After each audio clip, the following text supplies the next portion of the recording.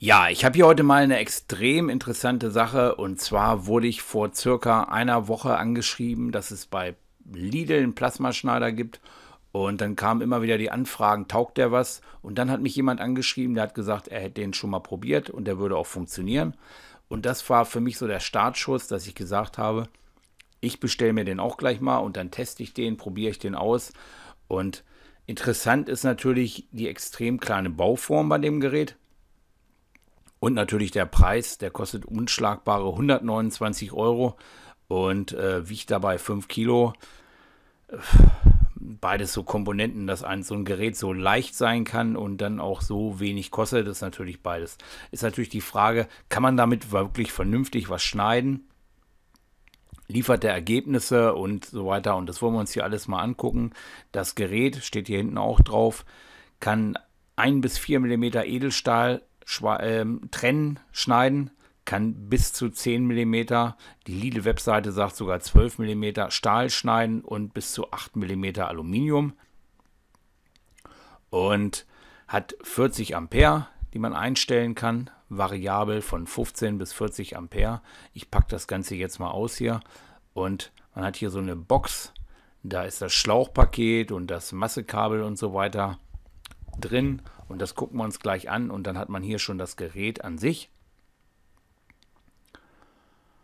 Und gleich beim Rausnehmen fällt natürlich auf, dass das unwahrscheinlich leicht ist, das Gerät.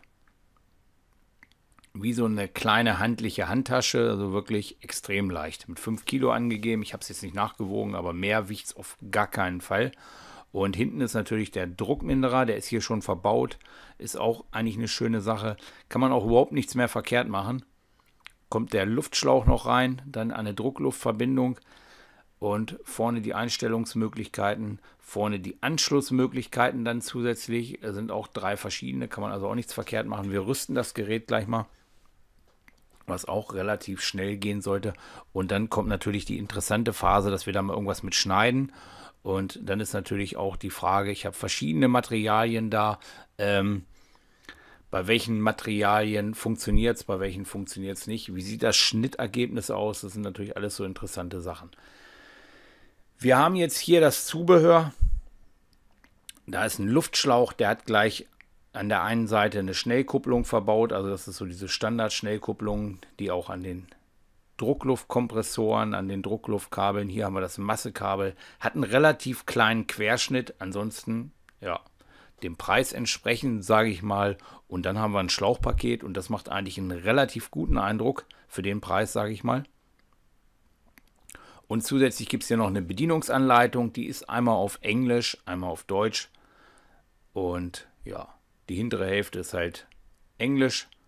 Die hintere Hälfte ist Deutsch, kann man sich da alles mal angucken, durchlesen. Wichtige Sicherheitshinweise und was da nicht alles gibt.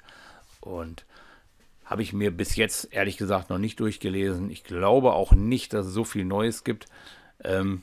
Wichtig ist natürlich, dass man so die Sachen hat, welchen Arbeitsdruck braucht so ein Gerät, und an die Materialstärken, welche Amperezahl man da braucht. Da muss man sich wie beim Schweißen halt auch beim Plasmaschneiden so ein bisschen rantasten. Ich gehe da immer ein bisschen höher zu Werke. Und wenn das Ergebnis stimmt oder so, dann kann man immer noch mal ein bisschen runter regulieren. Ja. Man sieht hier, das Schlauchpaket ist für den Preis eigentlich auch schon wirklich sehr gut.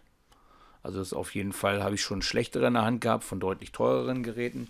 Die Verschleißteile, Düse und so weiter, die da verbaut sind, und die Kappe, das ist alles baugleich wie so ein Berlan Plasmaschneider. Ja? Also kriegt man im Internet en masse hinterhergeworfen. Gibt es auch verschiedene andere Markenhersteller oder andere Hersteller von verschiedenen anderen Marken, die das gleiche die gleichen Verschleißteile benötigen. Ich verlinke das hier unter hinterher, wenn er da Verschleißteile braucht. Hier jetzt den einen Schlauch, wo dann hinterher die Druckluft durchgeführt wird.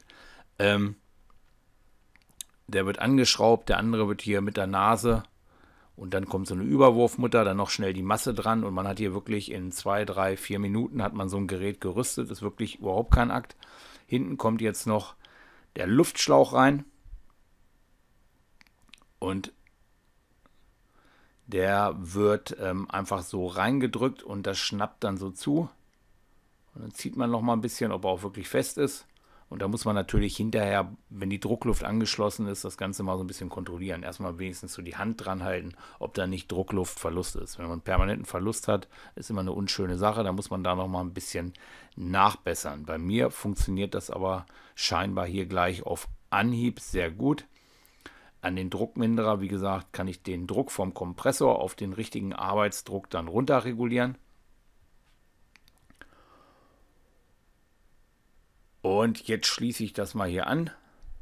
Ist so ein bisschen, funktioniert bei mir hier nicht gleich im ersten Moment, dass ich das in die Kupplung reinkriege. Das kann aber auch an meinem Schlauch liegen. Ist aber auf jeden Fall, funktioniert es dann nach dem zweiten, dritten Versuch. Ja, jetzt gucken wir uns nochmal schnell die Bauteile an, die ich hier ein bisschen vorbereitet habe, um das Gerät zu testen. Und ich habe hier einen 3 mm Stahlblechstreifen. Den hatte ich selber mal abgeschnitten irgendwo und den habe ich noch rumliegen. Den werde ich ein bisschen kurz und klein schneiden. Dann habe ich hier noch einen Stahlblechstreifen, der ist schon 6 mm stark. Das ist dann schon ein bisschen mehr Herausforderung für das Gerät. Dürfte aber bei 10 bis 12 mm auch kein Problem sein. Und habe hier ein V4A-Rohr 1.4571 in 3,2 mm. Da habe ich schon mal so eine Tasche reingeschnitten. Das war mal so ein Pfostenprojekt von mir und da will ich jetzt euch auch noch mal eine Tasche reinschneiden. Wichtig ist auch ein Helm. Ja? Ich habe hier noch so einen Parkside-Helm, den habe ich verwendet und den habe ich auf 9 eingestellt von der Verdunklungsstufe. Und wenn man das Gerät jetzt einschaltet, hört man auch, dass der Lüfter eigentlich verhältnismäßig ruhig ist. Ja, wie so das Gerät auch. Ein kleines Gerät, kleiner Lüfter. Und das Gerät hat eine Einschaltdauer von nur 35% bei 40 Ampere. Wie gesagt, ich schneide hier mit 35 Ampere.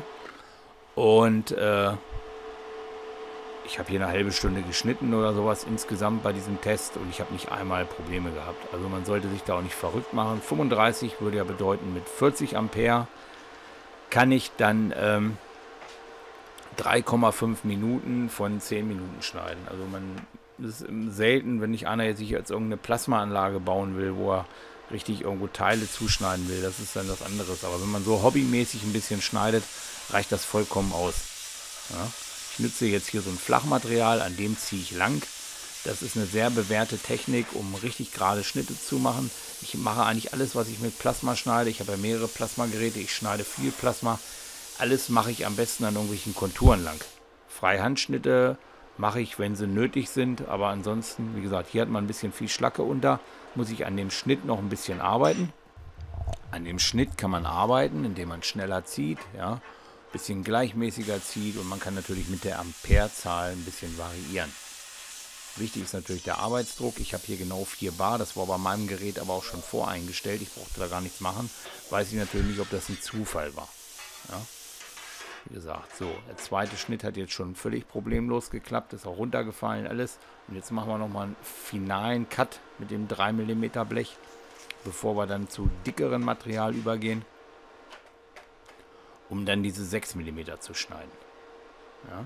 Wichtig ist natürlich auch, es gibt im Hochpreis Geräte, ja, die haben eine Hochfrequenzzündung, das heißt, die brauchen überhaupt keinen Kontakt. Das ist natürlich ein bisschen verschleißfreundlicher für die Düsen, aber also ich meine, was die Düsen kosten, so viel Verschleiß kann ich gar nicht produzieren, ja, im Gegensatz zu den Kosten eines teuren Gerätes. Hier habe ich aber eine Kontaktzündung, das heißt, die Düse muss aufliegen und man sieht, meine Arbeitsweise ist, ich behalte auch diesen Kontakt. Das heißt, ich ziehe einfach auf dem Blech lang, ja, und mit so einer, ja, man sieht hier, der Schnitt ist auch wunderbar, so einer Technik mit so einem Lineal oder mit so einem Eisen, Flacheisen, da funktioniert das natürlich wunderbar. Und jetzt nehme ich das 6 mm Blech. Ja, und bei den 6 mm, da nehme ich eine bisschen höhere Amperezahl, gehe ich auf 35, aber ich denke mal, die 30 würden es auch schaffen. Ich mag es immer lieber, wenn ich es ein bisschen höher stelle. Und man kann dann im Nachhinein noch immer mal ein bisschen wieder runter regulieren. Das ist wie beim Schweißen, da muss man sich so ein bisschen an die Werte rantasten.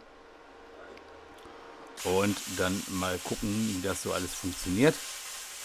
Man sieht aber auch hier, 6 mm Stahlblech funktioniert auch auf Anhieb richtig gut.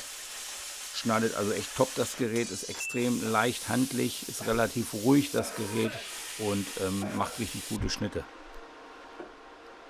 Also der erste Eindruck ist hier wirklich, dass ich extrem begeistert bin von dem Gerät. Und jetzt wollen wir natürlich auch mal irgendwie eine Kontur, weil ich sage mal, gerade Schnitte kann ich auch mit einem Winkelschleifer machen. Interessant ist natürlich, wenn ich dann Rundungen oder irgendwelche, was weiß ich, Tiere oder irgendwelche Formen, Herzen oder was weiß ich nicht mache. Das ist dann natürlich interessant. Das ist mit Plasma natürlich gigantische Möglichkeiten. Ja, wenn ich Feuertonnen baue und. Und jetzt nehme ich einfach hier dieses 6 mm Blech. Ich stelle da ein Rohr drauf, führe am Rohr lang. Und man sieht, wie einfach ich dann hier so eine Rundung dran kriege. Ja, und eine Rundung ist auch noch, was ich irgendwo abtrennen kann und nachschleifen kann. Aber wenn ich dann irgendwelche Formen da reinbrenne oder so, dann wird es natürlich so mit dem Winkelschleifer sonst extrem schwer. Und das ist natürlich auch so diese ganz große Stärke vom Plasma. Einmal die extreme Geschwindigkeit. Man sieht, wie schnell ich hier irgendwas abschneide. Und natürlich dann die gestalterischen Möglichkeiten. Ich kann mir das Blech wirklich so zuschneiden, wie ich will. Ich kann mir dann zum Beispiel auch freihand, kann ich mir die Striche einfach anzeichnen, am besten mit irgendeinem hellen Stift oder einer weißen Kreide, so eine Speckkreide funktioniert richtig gut. Und dann kann man es im Extremfall sogar noch ankörnen, das sieht man dann noch besser und dann kann man das damit brennen. Ja, und Stahl 3 mm, 6 mm hat das Gerät jetzt völlig problemlos geschnitten. Ist schon mal eine Top-Sache. Und jetzt wollen wir natürlich nochmal einen Freihandschnitt machen. Da mache ich hier einfach nochmal so 2 Zacken rein, ne? Nichts Kreatives. Aber halt, dass man auch sieht, dass das problemlos funktioniert. Ja. Und auch so ein kleiner Freihandschnitt. Auch überhaupt kein Problem. Das ist natürlich, ob das ein Bauteil dahinter mal abfällt oder so. Am Anfang oder Ende, da stockt man mal so ein bisschen und da bildet sich die Schlacke anders aus. Also das ist nichts, wo der Schnitt irgendwo nicht richtig gewesen ist. Und jetzt sieht man hier, habe ich hier einfach mal so eine Ecke dran gemacht. Auch völlig problemlos, ganz einfach. Finde ich schon super. Also es begeistert mich ganz extrem. Und als nächstes schneide ich hier nochmal so eine Tasche rein. Und genau wie diese Tasche, ja, ist das natürlich auch, wenn ich mal in so ein Edelstahlrohr oder auch ein Stahlrohr, jetzt geht es natürlich speziell darum, schneidet er auch dieses 3-2er Edelstahlrohr völlig problemlos. Aber kann ich mir auch Langlöcher irgendwo ins Blech schneiden oder so, wenn ich irgendwo Verschraubungen habe, die ein bisschen Spiegel haben müssen. Zum Beispiel eine 10er Verschraubung, hier auch ein 10er Langloch hin. Kann ich zum Beispiel auch 2x10 bohren. Und diese Zwischenstege, die brenne ich dann mit Plasma aus, geht auch extrem gut. Und extrem schnell vor allen Dingen. Ja. Die Geschwindigkeit ist bei Plasma extrem. Man sieht so, Bombs, habe ich hier so eine Tasche fertig. Ist durchgegangen wie Butter. Die Tasche ist nicht ganz gleichförmig geworden. Am besten wäre es natürlich, wenn ich den Unterarm bzw. den Ellbogen irgendwo aufgestützt hätte, dass ich das nicht so ganz freihand machen würde. Aber so ein bisschen bin ich da natürlich auch mit diesen Freihandsachen relativ talentfrei. Kann man ja auch ruhig zugeben. Auf jeden Fall, man kann festhalten, das Gerät für den Preis schneidet das super. Ich habe hier super Schnittergebnisse hingekriegt und ein bisschen Schlacke dran, die wegmachen. Ansonsten war ich da schwer beeindruckt. Ja, und man sieht das, für 129 € ist auf jeden Fall eine richtig gute Option für alle, die zu Hause irgendwo einen Kompressor haben und dann auch mal ganz gerne ein Plasmaschneidgerät haben möchten. Man sieht, die Düse ist so ein bisschen Rotz da vorne dran, ein bisschen Schlacke. Da kann man nochmal sauber machen mit der Drahtbürste, hält die auch relativ lange. Dann kann man die auch noch wirklich mehrfach verwenden. Die Schnitte sehen wirklich sehr gut aus. Und ich glaube, wenn man so ein bisschen Übung, ein bisschen mit den Einstellungen nochmal rumspielt, dann kriegt man das nochmal ein Stück besser hin. Ja, zu dem Zeitpunkt, wo ich den Test von diesem Gerät hier mache, da ist das Gerät leider ausverkauft. Ich verlinke das Gerät hier trotzdem unter. Und ja, geht mal auf den Link, guckt, vielleicht ist das Gerät schon wieder da. Ansonsten informiere ich hier unter, wenn das Gerät wieder zur Verfügung steht. War natürlich bei dem Kampfpreis relativ schnell ausverkauft, weil es sich dann auch noch rumspricht, dass das funktioniert. Ansonsten werde ich natürlich auch in meinem Newsletter auf meiner Webseite moneysweldingchannel.com Link findet ihr auch hier unten in der Beschreibung, werde ich auch in meinem Newsletter informieren, wenn das Gerät wieder zur Verfügung steht. Ein Alternativgerät verlinke ich hier unten auch noch, das ist ein bisschen teurer, aber funktioniert auch super. Ansonsten freue ich mich natürlich mal tierisch über einen Daumen hoch und ich wünsche euch extrem viel Spaß beim Schweißen, beim Plasmaschneiden und was er sonst alles noch so mit Metall anstellt. Euer Manni.